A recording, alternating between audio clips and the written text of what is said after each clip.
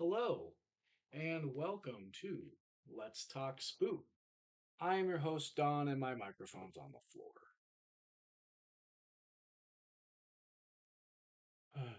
My daughter has figured out how to open the door to my office, so now nothing is sacred. As per usual on Let's Talk Spook, we break things into six separate categories. Those six separate categories are story, acting, music, atmosphere, look, and finally creep. So without further ado, let's go ahead and jump into The Watchers that I watched on Netflix. Story. So I was very excited to see this movie. This movie is made by Ishana Night Shyamalan, M. Night Shyamalan's daughter. All the previews for this looked really good. And so when I saw it was on Netflix, I jumped at the opportunity to see it. And I'm very happy to talk about it. So, what is it about? Well, Dakota Fanning is living in Ireland for some reason. Essentially, she's ran away from her family and is living in the UK. And she's driving somewhere that's not really clear to me where. And she gets lost because her GPS kind of wigs out.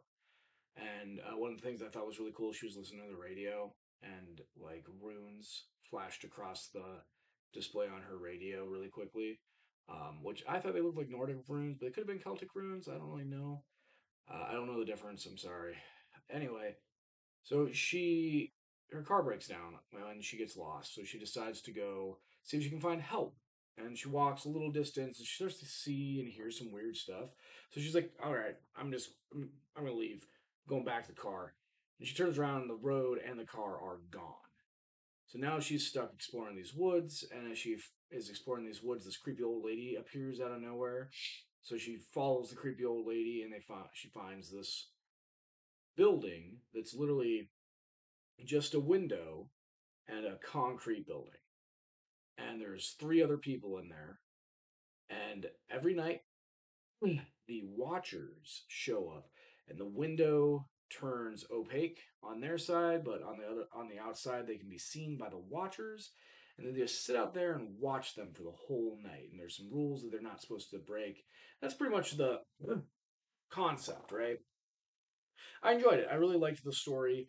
Uh, the twists, or it's kind of clear, kind of obvious what the Watchers are if you know anything about like mythology at all, or if you've seen any horror that deals with druidic folktale.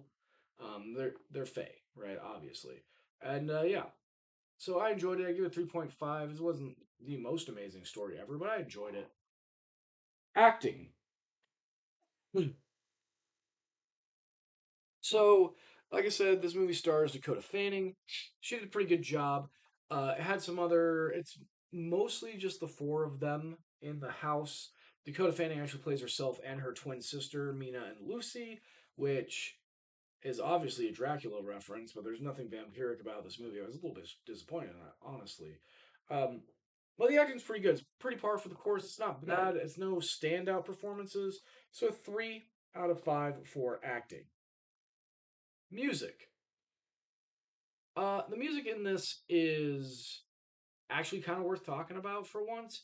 The they put in some good like Celtic, more modern Celtic music into it, and I really enjoyed that. So overall, I enjoyed the music in this. I give it 3 out of 5. Atmosphere. So I was pretty glued to this. I was very excited to see. I want to see how they were going to get out. I want to see if they were going to get more information on how this building came to be. I was very happy that we got to see that. So atmosphere for this was good. I give it a 4 out of 5. Look.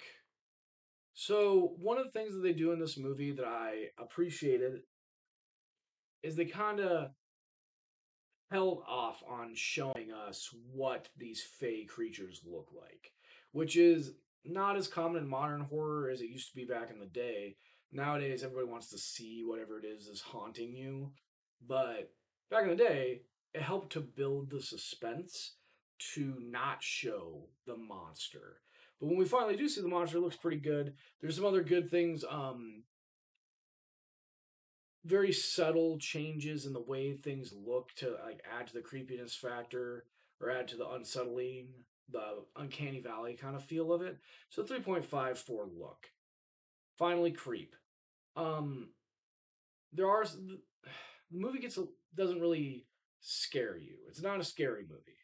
It doesn't really get under your skin, but it was enjoyable. I did enjoy it. So don't let the fact that I gave it a one make you think it's not worth it. It's hard to scare me these days.